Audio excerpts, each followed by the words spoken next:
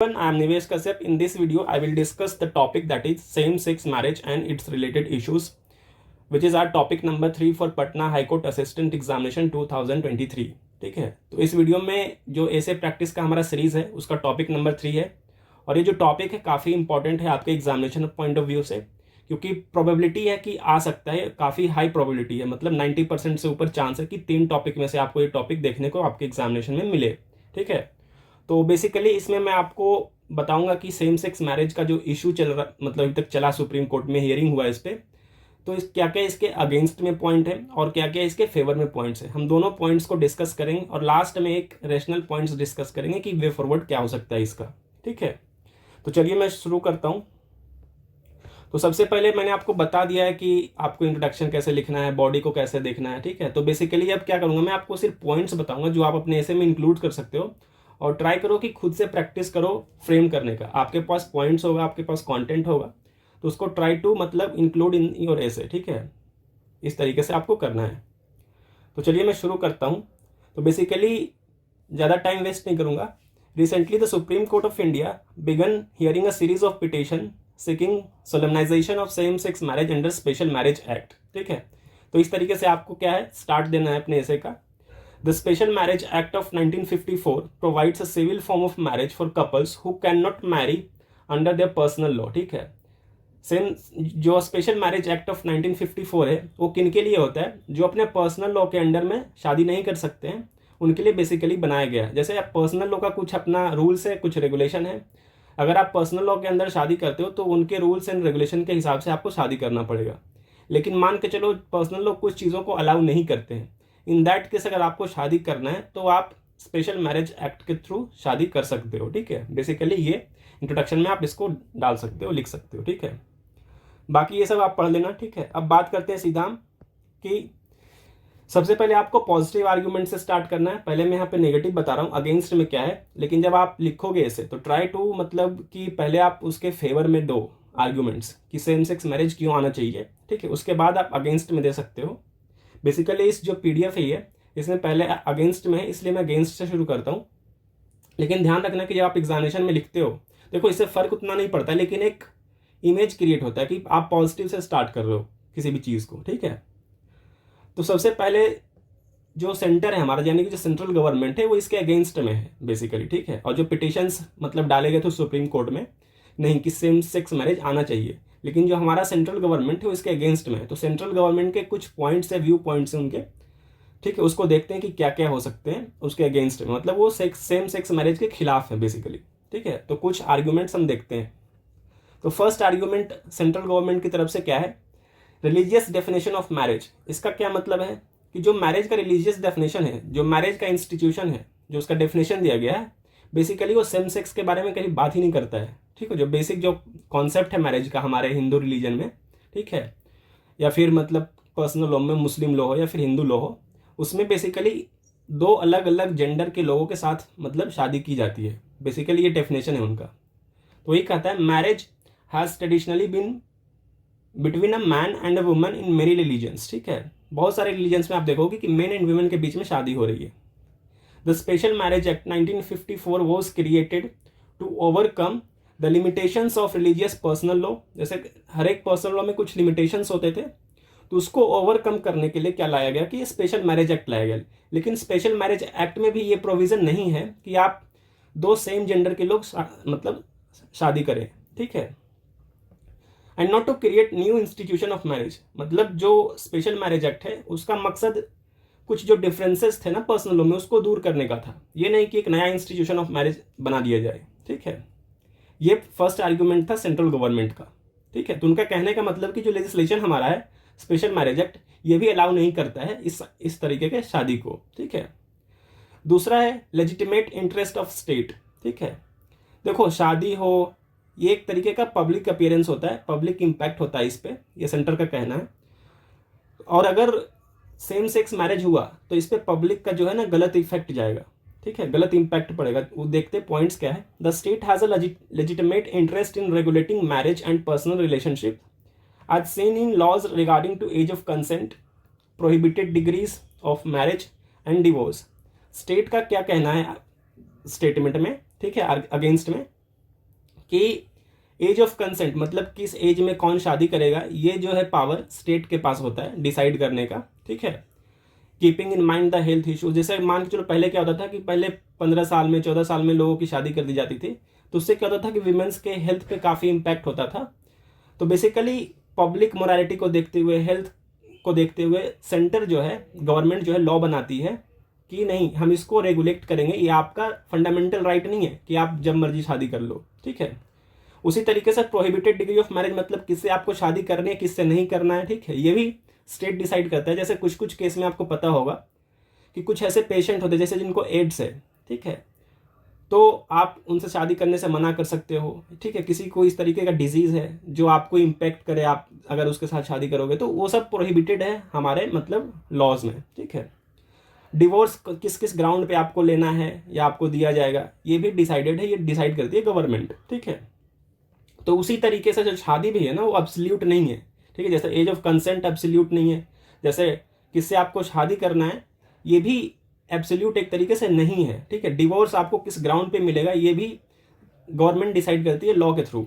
तो उसी तरीके से वही कहा गया the right to marry is not absolute and subject to state laws, ये आर्ग्यूमेंट है स्टेट का मतलब सेंटर का, ठीक है। Just like parent can not claim absolute control over their child education, ठीक है, individuals can not claim absolute control over their personal relationship, ठीक है। आपके पास राइट है पर्सनल रिलेशनशिप चूज करने का, लेकिन आप उस पर जो है एब्सोल्यूट कंट्रोल नहीं है आपका, ठीक है, कि जो मन मर्जी करो, ठीक है, कुछ रेस्ट्रिक्शंस आपके ऊपर होंगे, ठीक है। बेसिकली ये सेकंड पॉइंट था। अब देखो, the state can claim legitimate interest to regulate when to marry, आपको कब शादी करनी है, यानी कि किस एज में आपको शादी करनी है। How many times to marry मतलब कितनी बार आपको शादी, ऐसा नहीं कि आप 5 बार 6 बार 7 बार कर रहे हो शादी, ठीक है। ये रेगुलेट कौन करता है, मतलब स्टेट करता है। किससे शादी करनी है, अगेन बताया किससे, मतलब इंडिविजुअल बेसिस पे डिस्क्रिमिनेशन नहीं होता है, आप चूज कर सकते हो, लेकिन कुछ एक्सट्रीम केसेस है जहाँ पे आप शादी नहीं कर सकते हो किसी से। जैसे कि मैंने बताया आपको एड्स पेशेंट है, ठीक है, तो अगर वो शादी करने से मना कर रहा है तो आप उसे शादी नहीं करोगे, समझ रहे हैं ना, मतलब क्योंकि वो एक कम्युनिकेबल डिजीज है। अगर वो शादी होता है, कोहैबिटेशन होगा, तो क्या होगा कि वो फैलेगा चीज़, ठीक है। तो वहाँ पे कुछ चीज़ों में रेस्ट्रिक्शन है, जैसे जो लोग इंसेन लोग होते हैं, इंसेन, ठीक है, इंसानिटी, ठीक है, वहाँ पे आप मना कर सकते हो। तो कुछ कुछ सिचुएशन होता है जहाँ पे रेस्ट्रिक्शंस है, ठीक है। हाउ टू सेपरेट यानी डिवोर्स का जो हो गया, ठीक है। बेस्टियलिटी एंड इंसेस्ट पे, मतलब बेस्टियलिटी का मतलब क्या होता है कि जो ह्यूमन बींग्स हैं जैसे हम लोग हैं, ठीक है, तो उन जैसे क्या होता है कि लोअर एनिमल्स, मतलब हम भी एनिमल्स ही हैं एक तरीके से, तो लोअर एनिमल्स के साथ भी सेक्स करते हैं कुछ लोग, ठीक है, लाइक एनिमल्स के साथ, कहने का मतलब, तो उसको बोलते हैं बेस्टियलिटी, ठीक है। तो ये चीज़ ये प्रोहिबिटेड है हमारे, मतलब गलत था, मतलब गलत चीज़ है ना, ये अननेचुरल है, ठीक है। तो इन सब पे रेगुलेशन कौन लाता है, स्टेट लाता है, state in the sense government, ठीक है। नेक्स्ट पॉइंट बात करते हैं, right to privacy. In 2017 the supreme Court recognize the right to privacy, ठीक है। 2017 में एक जजमेंट में सुप्रीम कोर्ट ने कहा था कि राइट टू प्राइवेसी जो है ना हमारा, मतलब एक तरीके से फंडामेंटल राइट है, ठीक है, और आर्टिकल 21 के अंदर ये कवर है, ठीक है, as a fundamental right, and stated that sexual orientation is a crucial part of one's identity that must be protected without discrimination. और जो सेक्सुअल ओरिएंटेशन हमारा है, ठीक है, आप फीमेल हो, मेल हो, ट्रांसजेंडर हो, ठीक है, क्वेयर हो, ठीक है, कुछ भी हो, तो आपका ये पर्सनल आइडेंटिटी है और इसको प्रोटेक्ट करना आपका अधिकार है और गवर्नमेंट का मतलब ड्यूटी है ये, ठीक है, मतलब फंडामेंटल राइट है प्राइवेसी का, ठीक है। अब देखो, ये तो जजमेंट में सुप्रीम कोर्ट ने कहा, लेकिन स्टेट यानी कि सेंट्रल गवर्नमेंट का क्या इसमें मतलब आर्ग्यूमेंट है वो देखते हैं। However the privacy exist, central government कहती है कि हाँ जरूर प्राइवेसी एग्जिस्ट करती है, but it can not be extended to marriage, ठीक है। आप प्राइवेसी है, आपकी चॉइस है कि आपका कौन सा जेंडर है, आप किसके साथ रहना चाहते हो, ठीक है, इट्स ओके, लेकिन उसको आप मैरिज तक एक्सटेंड नहीं कर सकते हो, ठीक है। अब क्यों नहीं कर सकते हो, उसको आर्ग्यूमेंट में देखा जाए तो क्या सेंट्रल गवर्नमेंट का कहना है, which has a necessary public element. देखो, इंस्टीट्यूशन ऑफ मैरिज जो होता है ना, एक पब्लिक एलिमेंट को इन्वॉल्व करता है। पब्लिक एलिमेंट कहने का मतलब आप शादी मतलब चुपचाप नहीं कर सकते, चुपचाप कर सकते हो इन द सेंस, ऐसा नहीं कि उसको प्राइवेट में रख सकते हो, ठीक है, वो पब्लिक में कभी ना कभी आना ही है, ठीक है। सबको पता होगा कि वो हस्बैंड वाइफ है, तभी तो आपको एक रिकग्निशन मिलेगा ना सोसाइटी में, अदरवाइज मिलेगा ही नहीं। तो एक तरीके से पब्लिक एलिमेंट है, institution of marriage is a public element, उससे पब्लिक पे इम्पैक्ट होता है, ठीक है बेसिकली। तो वही सेंटर स्टेट मतलब सेंट्रल गवर्नमेंट का ये आर्ग्यूमेंट है।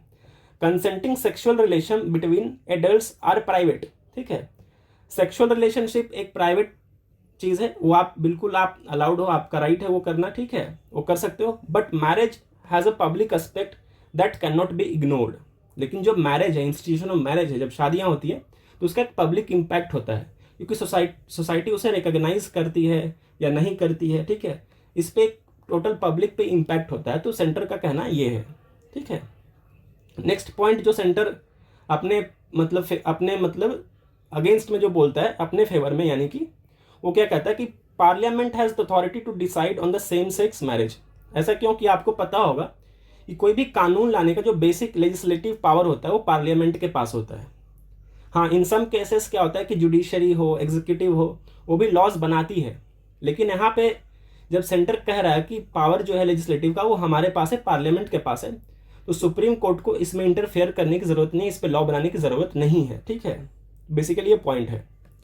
As is a matter of democratic right and the court should not legislate on the issue, ठीक है। तो अगर पार्लियामेंट ही बोल रही है कि इस पे लॉ हम बनाएंगे, तो आप कौन होते हो बनाने वाले लॉ, ठीक है। तो ये एक आर्ग्यूमेंट था जो कि एक स्ट्रॉन्ग आर्ग्यूमेंट भी है। बाकी जो ऊपर का है वो उतना स्ट्रॉन्ग नहीं है, ठीक है। देखते हैं नेक्स्ट पॉइंट क्या कहता है अगेंस्ट में। Interpreting the law, the Special Marriage Act can not be interpreted to include the same sex marriage because, देखो अब सुप्रीम कोर्ट का कहना है, आगे मैं बताऊंगा ये पॉइंट। सुप्रीम कोर्ट का कहना है कि आप स्पेशल मैरिज एक्ट में चेंज करो, अमेंडमेंट लाओ, ठीक है, ताकि जो सेम सेक्स मैरिज वाला जो कॉन्सेप्ट है उसको आप इंक्लूड कर पाओ। लेकिन सेंटर का कहना है कि हम पूरे लॉ को नहीं बदल सकते हैं। क्यों नहीं बदल सकते हैं, उसका रीजन मिलता है आपको, देखो, because the act's entire architecture would need to be examined. मतलब जो पूरा एक्ट है उसको फिर से एग्जामिन करना पड़ेगा, सब कुछ, एक एक वर्ड, एक एक चीज उसमें अमेंड करने की जरूरत है, जो कि बहुत ही लेंदी है और बहुत ही मतलब काइंड ऑफ एक पॉसिबल नहीं है कि किया जाए, ठीक है। और करने से क्या हुआ कि जो उसमें लॉज बने हुए हैं, ठीक है, हेटेरोसेक्सुअल्स के लिए, जैसे मेल और फीमेल के लिए, उसमें भी चेंज करना होगा, फिर काफी मतलब कंफ्यूजन क्रिएट होगा दोनों के बीच में। तो सेंटर का एक आर्ग्यूमेंट है, ठीक है। और कुछ वर्ड्स अगर करना होता तो ठीक है, लेकिन आपको पूरा अगर एक्ट ही बदलना पड़े तो ये थोड़ा सा टायरिंग वर्क है। तो ये कहा गया, एग्जाम्पल क्या दिया गया है, जैसे देखो, the act provides a specific rights to wife. जैसे स्पेशल मैरिज एक्ट में क्या है, कुछ राइट्स प्रोवाइड किए गए हैं वाइफ को, ठीक है, जैसे रिलेटेड टू डॉरी, ठीक है, स्त्री धन वगैरह वगैरह, ठीक है। डिवोर्स के केसेस में जो उनको मुआवजा मिलता है उस पर बात की गई है, बहुत सारे राइट्स की बात की, कब डिवोर्स मिलेगा, कब नहीं मिलेगा, ठीक है। हस्बैंड का क्या राइट है, हस्बैंड का ऑब्लिगेशन क्या है, वाइफ का ऑब्लिगेशन क्या है। तो बहुत कुछ राइट की बात की गई है, उन सब में बदलाव करना होगा, जो कि काफी एक हेक्टिक चीज है, ठीक है। दूसरा क्या है, it is unclear who would have these rights in same sex marriage. जैसे देखो, पहले से पता कि वाइफ के पास ये राइट्स है, हस्बैंड के पास ये राइट्स है, लेकिन सेम सेक्स मैरिज में मान के चलो दो लोग मेल हैं, ठीक है, दो लोग मेल हैं दोनों, ठीक है। तो कौन हस्बैंड होगा कौन वाइफ होगा, एक कंफ्यूजन है ना, क्रिएट होगा, ठीक है। इस पे लेजिस्लेशन बनाना, एक पूरा एक्ट बनाना डिफिकल्ट है, ठीक है। डिसाइड करना कि कौन मेल होगा, किस पे राइट्स, कौन सा ऑब्लिगेशन लगेगा, किस पे क्या लगेगा, ये डिफिकल्ट है, ये सेंटर का स्टेटमेंट है, ठीक है।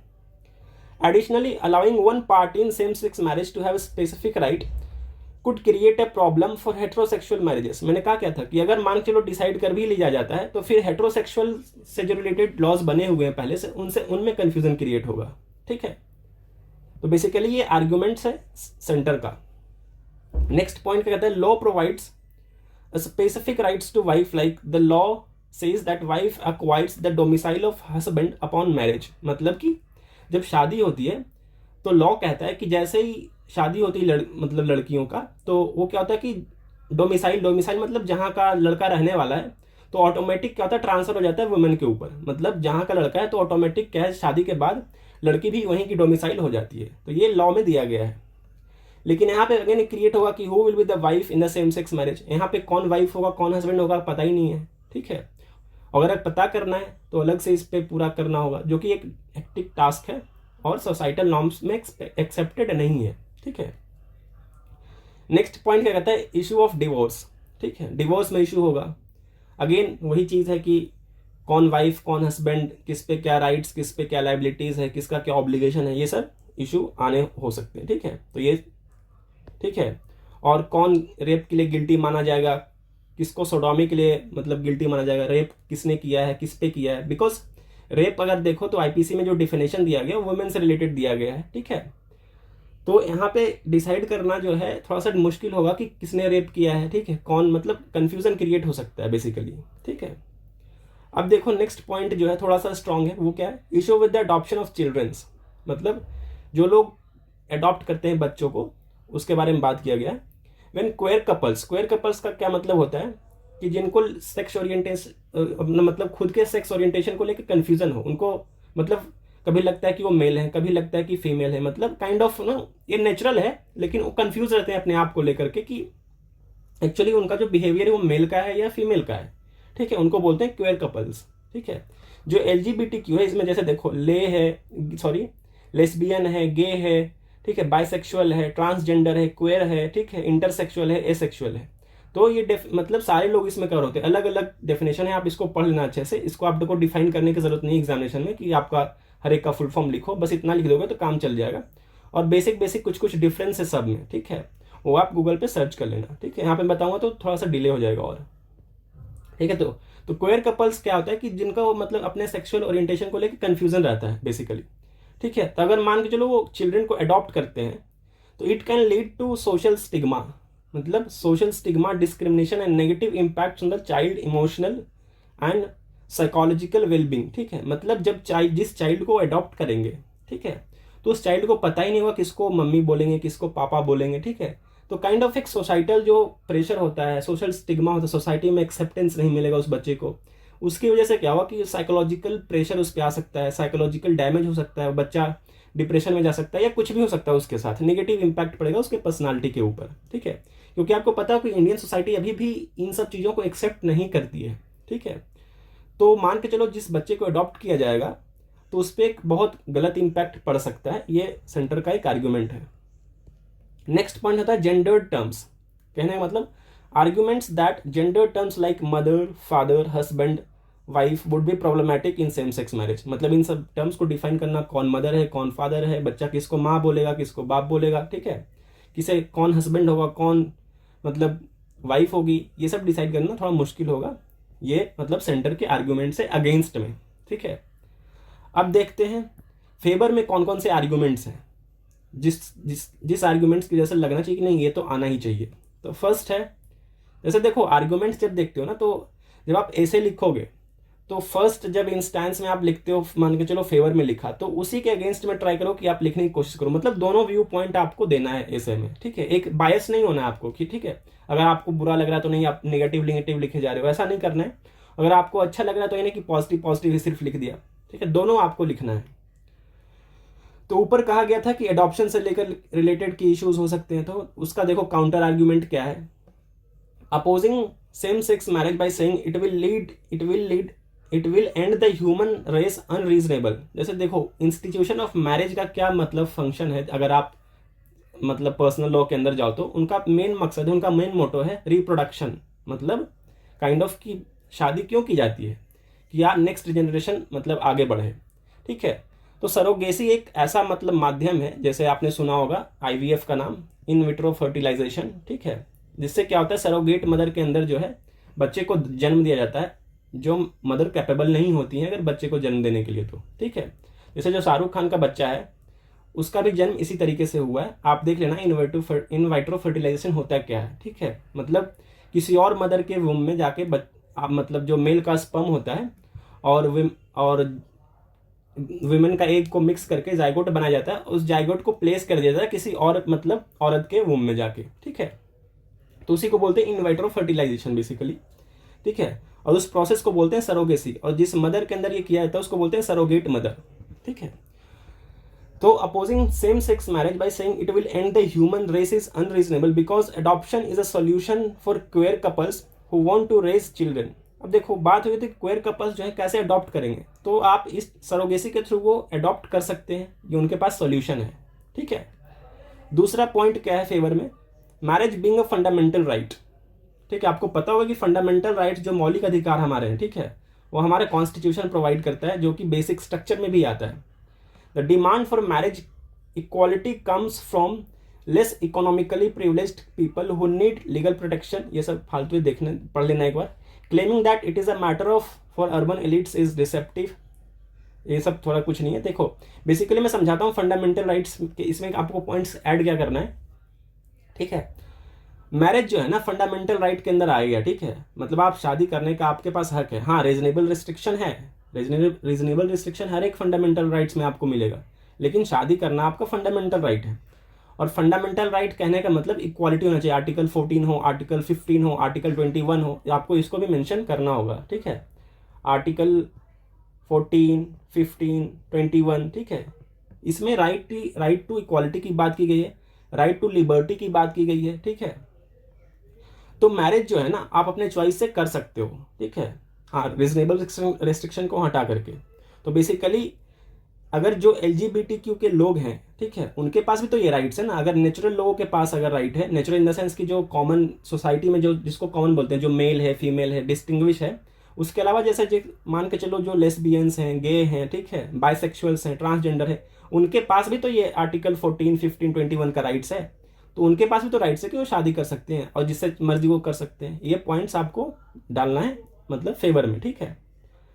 अब नेक्स्ट पॉइंट कहता है extend Special Marriage Act to queer Indians, ठीक है। इसमें क्या कहा गया, Special Marriage Act should be extended to include queer Indians by using gender neutral language, ठीक है। उसमें सेंटर का क्या आर्ग्यूमेंट था कि हम किसको डिसाइड करेंगे कि भाई हस्बैंड कौन है, वाइफ कौन है, ठीक है। तो उसका सोल्यूशन क्या है कि आप हस्बैंड वाइफ की जगह क्या यूज करो, स्पाउस, ठीक है। स्पाउस का मतलब एक पार्टनर, ठीक है, ये जेंडर न्यूट्रल वर्ड है, इसमें पता ही नहीं कौन हस्बैंड है कौन वाइफ है, स्पाउस इंस्टेड ऑफ हस्बैंड और वाइफ। तो सोल्यूशन है एक तरीके से, this would grant them right to marry without asking for special rights, ठीक है। कंफ्यूजन ही नहीं होगा कौन हस्बैंड है कौन वाइफ है, स्पाउस यूज करेंगे, ठीक है। ये ए मान चलो एक ए है एक बी है, तो A is spouse of B and B is spouse of A, simple, ठीक है। The Special Marriage Act allowed for Bengali Hindu and Anglo Indians Roman, ये आपके रिलेवेंट नहीं है, ठीक है, पढ़ लेना अगर आपको लगे तो, ठीक है। अब देखो cohabitation as a fundamental right, cohabitation मतलब मान के चलो जो लोग कपल्स हैं, जो कपल्स हैं, ठीक है, तो इंटर मतलब सेक्स करने का उनके पास अधिकार है और वो फंडामेंटल राइट है उनका। बेसिकली ये चीफ जस्टिस ऑफ इंडिया ने कहा, Chief Justice of India acknowledged that cohabitation is a fundamental right, ठीक है, and it is the government's obligation to legally recognize the social impact of such relationship. मतलब इस पे social impact को control जैसे होता है ना कि मान के चलो दो लोग हैं, कपल्स हैं और वो अनमैरिड हैं लेकिन वो सेक्सुअल रिलेशनशिप में हैं, तो CJI का कहना है, सुप्रीम कोर्ट का कहना है कि ये उनका फंडामेंटल राइट से उनका अधिकार है और गवर्नमेंट को इस पे लीगली ये ऑब्लिगेशन है गवर्नमेंट के ऊपर कि लीगली उस चीज़ को रिकॉग्नाइज करे, ठीक है, और सोसाइटी भी इस चीज़ को रिकॉग्नाइज करे। The justices suggested that recognition is needed for such relationship to receive certain benefits, but not necessarily as marriage. अब इसका मतलब ये नहीं कि दो लोग साथ रह रहे हैं तो उनको शादी करना ज़रूरी ही है, जैसे आपने लिव इन रिलेशनशिप का कॉन्सेप्ट सुना होगा, ठीक है, ये भी अलाउड है, ये भी लीगली रिकॉग्नाइज्ड है क्योंकि आपका फंडामेंटल राइट से आप किसी के साथ भी रह सकते हो, ठीक है, ये सुप्रीम कोर्ट का कहना है। Importance of providing sense of security, और ये स्टेट के ऊपर, गवर्नमेंट के ऊपर ऑब्लिगेशन है कि आप उसको एक सेंस ऑफ सिक्योरिटी प्रोवाइड करो जिससे सोसाइटी में उनको एक रिकॉग्नाइज कर पाए सोसाइटी के लोग, ठीक है। ऐसे क्या होता है कि सोसाइटी में इन सब चीज़ों को बहिष्कार किया जाता है कि नहीं ये गलत है, ये है, वो है। तो सुप्रीम कोर्ट का कहना है कि सेंटर के ऊपर ऑब्लिगेशन है कि सेंस ऑफ सिक्योरिटी उनको प्रोवाइड किया जाए, ठीक है। Social welfare for people in such relationship, उनको सोशल वेलफेयर दिया जाए ताकि इस चीज़ को प्रमोट किया जाए, ठीक है। The court suggested that labels like contract, partnership instead of marriage, देखो आपको पता होगा कि हिंदू लॉ जो है वहाँ पे शादी को एक मतलब क्या है कि प्योर माना गया है, ठीक है, मतलब मीटिंग ऑफ सोल्स बोला जाता है। लेकिन वहीं पे अगर आप मुस्लिम लॉ का देखोगे तो वहाँ पे शादी को जैसे कॉन्ट्रैक्ट माना जाता है, ठीक है। कॉन्ट्रैक्ट करने का मतलब कि एक तरीके का अग्रीमेंट है। तो बेसिकली सुप्रीम कोर्ट का कहना है कि शादी को मैरिज की तरह ना देखे जाए, एक कॉन्ट्रैक्ट और एक पार्टनरशिप की तरह देखा जाए कि दोनों का मतलब कंसेंट हो गया, ठीक है, दोनों रहना चाहते तो रहे, नहीं रहना चाहते तो नहीं रहे, ठीक है। इस तरीके से सुप्रीम कोर्ट का कहना है, इस तरीके से लेजिस्लेशन बनाया जाए, ठीक है। The government said that there is no fundamental right to seek recognition in the same sex, ये तो ऊपर वाला ही पॉइंट रिपीट हो गया। The Supreme Court of India discussed the recognition of cohabitation as a fundamental rights for same-sex couple, which would entitle them to benefit without being equated to marriage. ये ऊपर की बात हो गई, cohabitation fundamental rights है. अब देखो next point जो काफी इंपॉर्टेंट है, आपको इसको इंक्लूड करना ही है, assimilation of same-sex couples. ठीक है, The Chief Justice of India has emphasized the need of assimilate same-sex couple into society. ठीक है, rather than ostracizing them, the decriminalization of section 377 of the IPC. देखो आपको पता होगा कि सेक्शन 377 सेक्शन आर्टिकल नहीं, सेक्शन 377 को डिक्रिमिनलाइज किया गया था. क्या था? Unnatural offences. पहले ये क्रिमिनलाइज था. ठीक है, इस पे आपको 10 साल तक की सजा, मतलब आपको पनिशमेंट हो सकता था. Unnatural offences. ठीक है, तो पहले ये गुनाह था, अभी इसको डिक्रिमिनलाइज कर दिया गया. अब ये गलत है. मतलब आप अननेचुरल ऑफेंसेस मतलब जैसे मेल के साथ सेक्स कर रहे हैं, फीमेल के साथ सेक्स कर रहे हैं, इस तरीके से इनको बोला जाता है अननेचुरल ऑफेंसेस. ठीक है, तो इसको डिक्रिमिनलाइज किया गया है. और कौन से केस में किया गया ये भी आपको ध्यान रखना है. तो आपको आगे नवजीत सिंह सोहर versus union of India case है, आगे आपको दिखेगा वो चीज़. ठीक है, तो ये पॉइंट आपको देखना है. और कहने का मतलब है कि सुप्रीम कोर्ट का कहना है कि आप इसको सोसाइटी के अंदर इंक्लूड करो. ठीक है, सेंटर के पास ऑब्लिगेशन होना चाहिए कि आप इसको एक्सेप्ट कीजिए सोसाइटी में. ठीक है, ताकि जो है सेम सेक्स जो रिलेशनशिप को एक रिकॉग्नाइज करे, सोसाइटी रिकॉग्नाइज करे उस चीज़ को. The government should address the practical issues faced by same sex couple such as joint bank accounts. ठीक है, entitlement to pensions and gratuity. ठीक है, जैसे जॉइंट बैंक अकाउंट्स में हस्बैंड वाइफ का नाम होता है, तो उसको किस तरीके से एड्रेस करना है, उन सबको रिजॉल्व किया जाए. ये सेंटर का काम है और ये सुप्रीम कोर्ट कहती है. ठीक है, नेक्स्ट पॉइंट कहते हैं Indian culture and value system. In culturally rich India where social norms and obligations wield significant influence, the acceptance of same sex relationship still poses a challenge even after legal recognition. ठीक है, जो हमारा Indian culture है and value system है, अभी भी जो है लीगल होने के बाद भी इसको रिकॉग्नाइज नहीं करती है हमारी सोसाइटी, ऐसे मतलब ऐसे रिलेशनशिप्स को. ठीक है, तो उसको क्या करना है कि आपको इम्प्रूव करना है, सोसाइटी में अवेयरनेस फैलाना है ताकि ये चीज़ को एक्सेप्टेंस मिले. ठीक है, ये एक चैलेंज है. और आपको पता हो कि India is a diverse culture है हमारा इंडिया का. ठीक है, तो उस पर भी एक पॉइंट ऐड कर सकते हो. देखो क्या इस पॉइंट में, it goes against the traditional values and beliefs of the Indian society. However the recognition of same sex marriage adds to the diversity of relationship. Diversity का सिर्फ काम कल्चर से रिलेटेड नहीं है, लैंग्वेज से रिलेटेड नहीं है. ठीक है, कि अलग अलग लैंग्वेज बोला जाता है हमारे कंट्री में, अलग अलग कास्ट के लोग हैं, अलग अलग रिलीजन के लोग रह रहे हैं. ठीक है, यहाँ कहा गया कि अलग अलग रिलेशनशिप के लोग भी रह सकते हैं ना. मतलब एक मेल किसी मेल के साथ भी रह सकता है, एक फीमेल किसी फीमेल के साथ भी रह सकती है. ठीक है, मतलब ये भी तो एक तरीके का डाइवर्सिटी है. और अगर हम बोलते हैं कि हमारा इंडिया इतना डाइवर्स है, तो ये डाइवर्सिटी ही तो एक तरीके से ना सेक्सुअल डाइवर्सिटी है, तो ये भी होना चाहिए. वही बात की गई है. दूसरा, human dignity. In Navjeet Singh Johar versus union of India, the supreme court granted same sex couples the freedom to lead a dignified private life. इस केस में कहा गया था, ठीक है, कि सेम सेक्स कपल जो है एक प्राइवेट लाइफ, अपनी लाइफ जी सकते हैं. ठीक है, मतलब डिग्निफाइड मतलब लीगली तौर पे रह सकते हैं. लेकिन एक चीज़ ध्यान रखना, इस केस में मैरिज के ऊपर बात नहीं किया गया था. ठीक है, इस केस में जो है मैरिज के ऊपर बात नहीं किया. इसमें बस आप रह सकते हो, जैसे होता है ना कि लिव इन में रह रहा है, या मेल साथ में रह रहे हैं, फीमेल साथ में रह रहे हैं, या एक मेल फीमेल साथ में रह रहे हैं. ठीक है, तो उसको लीगलाइज कर दिया गया इस वाले केस में. लेकिन इसमें मैरिज के ऊपर बात नहीं की गई थी कि मैरिज आप कर सकते हो या नहीं कर सकते हो, मना भी नहीं किया गया था, ना ही इस पर बोला गया था. ठीक है, next point, biological gender is not absolute. Supreme court का कहना है कि जो बायोलॉजिकल जेंडर हमारा होता है, जैसे पता चलता है जैसे कि आप मेल हो, किसी जिससे पता चलता है आप फीमेल हो. ठीक है, उस पर क्या बात सुप्रीम कोर्ट कहता है, the supreme Court of India says that biological gender is not absolute. मतलब सिर्फ लड़की होना या सिर्फ लड़का होना, इस बात पे डिसाइड नहीं करोगे कि उसको किसके साथ रहना है या किसके साथ नहीं रहना है. बेसिकली ये बहुत ब्रॉडर एस्पेक्ट में सुप्रीम कोर्ट ने कहा है. ठीक है, और क्या कहा है, gender is more complex than just one genitals. ठीक है, जेनिटल्स मतलब जो आपका सेक्सुअल ओरिएंटेशन है बायोलॉजिकल बेसिकली. लेकिन जेंडर जो टर्म है ना, ये उससे ज़्यादा बड़ा है. ठीक है, आप उसको वाइडर एस्पेक्ट पे देखो. सुप्रीम कोर्ट का कहना है gender is not just about कि आप का सेक्सुअल ओरिएंटेशन क्या है. जेंडर का मतलब इससे वाइडर एस्पेक्ट पे देखा जाए कि आप मेल हो तो आपके राइट्स क्या क्या होना चाहिए, आप किसी और के साथ रह सकते हो, सिर्फ आप मतलब आपका जो जेनिटल्स है उसके बेसिस पे आपका राइट्स और लाइबिलिटीज डिसाइड नहीं हो सकता है बेसिकली, ठीक है।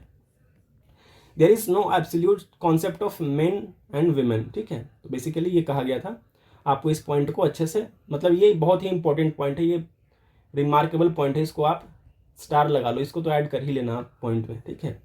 Bouquet of rights being denied, देखो LGBTQ communities being denied important legal benefits like tax benefit, medical rights, inheritance and adoption by not being allowed to marry. Marriage is not just about dignity but also collection of rights. आपको पता होगा कि बहुत सारे जो benefits हमें मिलते हैं हम आम लोगों को, ठीक है, जैसे इनहेरिटेंस का बेनिफिट होता है, या एक डिग्निफाइड लाइफ सोसाइटी में हम जीते हैं, ठीक है, मेडिकल राइट्स होता है, टैक्स बेनिफिट्स होता है, ये सब राइट्स भी उनको मिलना चाहिए।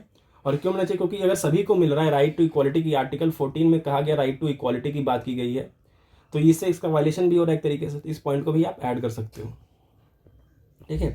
अब आते हैं वे फॉरवर्ड के ऊपर, कंक्लूजन क्या होना चाहिए। तो फर्स्ट, रेज अवेयरनेस, अवेयरनेस फैलाओ सोसाइटी में थ्रू मतलब प्रोग्राम्स, इम्प्लीमेंटेशन, स्कीम्स लेकर के आओ LGBTQ मतलब ऐसे लोगों के लिए, ठीक है, गवर्नमेंट स्कीम्स इंप्लीमेंट करो ताकि सोसाइटी में क्या अवेयरनेस फैले और इस चीज़ को लेकर जो टैबू बना हुआ है हमारी सोसाइटी में उसका इफेक्ट जो है कम हो, ठीक है। लीगल रिफॉर्म लेके आना है, ठीक है। स्पेशल मैरिज एक्ट में भले ही आपको जितना अमेंड करना पड़े करो, ठीक है, अमेंडमेंट जरूरी है क्योंकि राइट से बड़ा अमेंडमेंट नहीं हो सकता। आप किसी काम चोरी नहीं कर सकते हो ना कि पूरा लेजिस्लेशन आपको बदलना है तो नहीं बदलोगे, बदलो जितना भाई उसमें टाइम लगे, ठीक है। Dialogues and engaging in dialogues with the religious leaders, जैसे रिलीजियस लीडर्स होते हैं जो संत महान मतलब हैं, मौलवीज हैं, उनसे आप बात करो, गवर्नमेंट को बात करना चाहिए इसके ऊपर की, ठीक है। ताकि देखो उनका एक बहुत फैक्टर होता है सोसाइटी के ऊपर, वो जो लोग बोलते हैं लोग उसको मानते हैं, ठीक है। अगर आप उनको कन्विंस कर पाओगे तो जो इसका इम्पैक्ट है सोसाइटी के ऊपर जल्दी से एक्सेप्ट करेंगे लोग। अगर रिलीजियस लीडर जैसे संत महात्मा जो लोग हैं, जैसे हिंदू के केस में संत महात्मा हो गए, पंडित लोग हो गए, ठीक है, मुस्लिम के केस में जो जैसे मौलवीज हैं, ठीक है, तो क्रिश्चियन के केस में फादर हैं, अगर ये लोग प्रमोट करेंगे इन सब चीज़ों को तो इस क्या होगा, सोसाइटी जल्दी से एक्सेप्ट करेगी इन सब चीज़ों को, ठीक है। जो लीगल चैलेंजेस है उसको दूर करो, ठीक है। तो बेसिकली ये सब पॉइंट्स है जो आप इसको कंक्लूजन में डाल सकते हो, ठीक है। तो ये एक तरीके से आपका कंप्लीट कंटेंट मैंने आपको दिया है और आप इसको प्रैक्टिस करो किस तरीके से लिखना है, जो फॉर्मेट आपको बताया मैंने उस पर लिखो, ठीक है। तो बेसिकली इस वीडियो में इतना ही। Thank you and have a nice day.